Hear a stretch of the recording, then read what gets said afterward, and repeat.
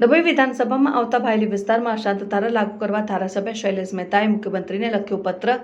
વડોદરા શહેર નજીક ભાયલી વિસ્તારમાં અનેક સોસાયટીઓ, કોર્પોરેટ હાઉસ, કમર્શિયલ કોમ્પ્લેક્સ આવતા હોય લઘુમતી સમાજની સંખ્યા વધતા અન્ય વર્ગના હિન્દુ વર્ગ સ્થળાંતર કરતા સંકોચ અનુભવતા હોવાનો પત્રમાં ઉલ્લેખ। ધારાસભ્ય શૈલેષભાઈ મહેતા દ્વારા મુખ્યમંત્રી ભૂપેન્દ્ર પટેલને લખાયું પત્ર। નવી સોસાયટીઓમાં અને આવાસ યોજનામાં તથા અન્ય જગ્યાઓ ઉપર લઘુમતી સમાજ વસ્તી વધતી હોવાને લઈને લખ્યો પત્ર। ભાયલી વિસ્તારમાં અશાંત ધારો લાગુ કરવા કરી ભલામણ।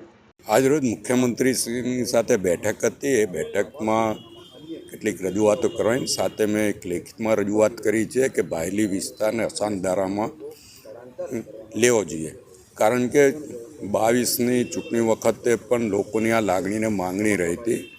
ભાયલી વિસ્તાર ખૂબ જ ઝડપે આગળ વધી રહ્યો છે અને ખૂબ જ વિકસિત વિસ્તાર તરીકે આજે વડોદરા શહેરમાં ભાયલીનું નામ છે।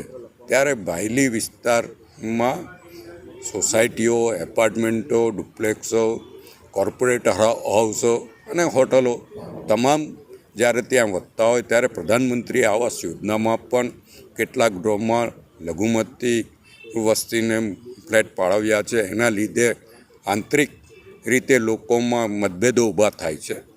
એ જ રીતે તાંદલજાથી કેટલીક વસ્તી ભાયલી તરફ વધી રહી છે, વાસણા તરફ વધી રહી છે।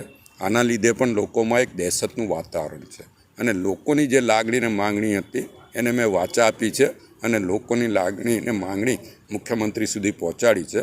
આનો જે પ્રોસિજર છે એ પ્રોસિજર કરીને ત્યાં અશાંત ધારો લાગે એવા પ્રયત્નો સરકારમાંથી કરવામાં આવશે।